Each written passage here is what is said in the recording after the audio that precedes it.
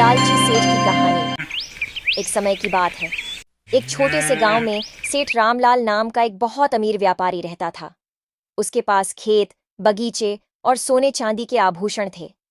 वह अपने ऐशो आराम में मग्न था, लेकिन फिर भी उसे संतोष नहीं था। उसकी आंखों में हमेशा और अधिक दौलत इकट्ठा करने की चाह रहती थी।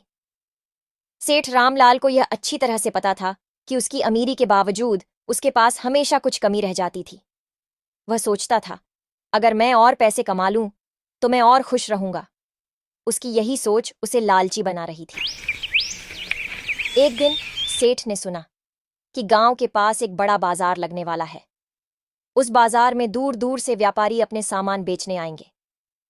यह सुनकर सेठ रामलाल के मन में लालच जाग उठा। उसने सोचा कि यह उसके लिए एक बड़ा मौका है। उसने ठान लिया कि वह अपने सारे अच्छे सामान को लेकर वहां जाएगा और बहुत सारे पैसे कमाएगा। सेठ रामलाल ने अपने सबसे अच्छे सामान को चुना और एक बड़े ट्रक में लाद दिया। उसे विश्वास था कि जब लोग उसके महंगे सामान को देखेंगे तो वे बिना सोचे समझे खरीद लेंगे। वह अपने सामान को बाजार में पहुंचाने के लिए तैयार था। बाजार में पहुंचकर सेठ रामलाल ने अपने सामान को एक खूबसूरत दुकान में सजाया। वह वहां खड़ा होकर ग्राहकों का इंतजार करने लगा।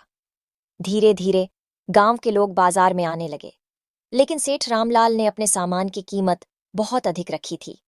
लेकिन ग्राहक उसकी बातों को नजरअंदाज कर देते और दूसरे दुकानदारों के पास चले जाते जहां सामान सस्ता था। दिन भर बिताने के बाद सेठ रामलाल को गुस्सा आने लगा। उसने सोचा, शायद लोगों को समझ नहीं आ रहा है, मुझे अपनी कीमत और बढ़ानी चाहिए। लेकिन जैसे जैसे समय बीतता गया उसे समझ में आया कि कोई भी ग्राहक उसकी दुकान पर नहीं आ रहा है। फिर एक किसान वहां आया। उसने सेठ से कहा, भाई, तुम्हारा सामान बहुत अच्छा है, लेकिन इसकी कीमत बहुत अधिक है। अगर तुम इसे कम कर दो तो मैं खरीद लूंगा। सेठ रामलाल ने किसान की बात को अनसुना किया और गुस्से में बोला, मैं अपनी कीमत नहीं घटाऊंगा। तुम चाहो तो खरीदो, नहीं तो चले जाओ। किसान निराश होकर वहां से चला गया। शाम होते होते उसे बिना कुछ बेचे ही घर लौटना पड़ा। जब वह घर पहुंचा तो उसकी पत्नी ने चिंतित होकर पूछा, क्या हुआ, तुम खाली हाथ क्यों लौटे हो? सेठ ने कहा, मैंने अपनी कीमत नहीं घटाई, इसलिए कोई भी सामान नहीं खरीदा। उसकी पत्नी ने समझाया, लालच से तुम्हें नुकसान हुआ है। अगर तुम थोड़ा नम्रता दिखाते और सही दाम पर बेचते तो तुम्हें जरूर लाभ होता। सेठ रामलाल को अपनी गलती का एहसास हुआ। उसने ठान लिया कि अगली बार वह ऐसा नहीं करेगा। इस तरह सेठ रामलाल ने सीखा कि ईमानदारी और ग्राहकों की संतुष्टि ही सबसे बड़ी दौलत होती है। उसने समझा कि लालच से हमेशा नुकसान होता है और संतुलन और नम्रता से काम करना सबसे अच्छा है। अगर कहानी पसंद आए तो वीडियो को लाइक करें और चैनल सब्सक्राइब करें। भालू और खरगोश की दोस्ती।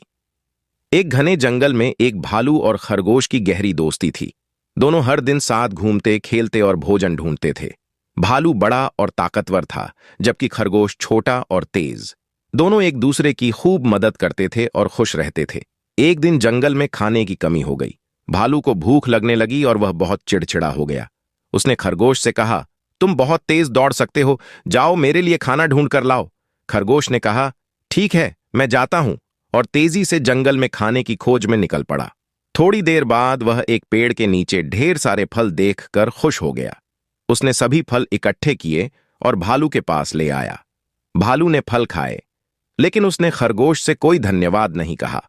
अगले दिन भी उसने खरगोश से यही कहा, जाओ मेरे लिए खाना लाओ। खरगोश भालू की मदद करने के लिए फिर से चला गया, लेकिन इस बार उसे जंगल में बहुत देर तक कुछ नहीं मिला।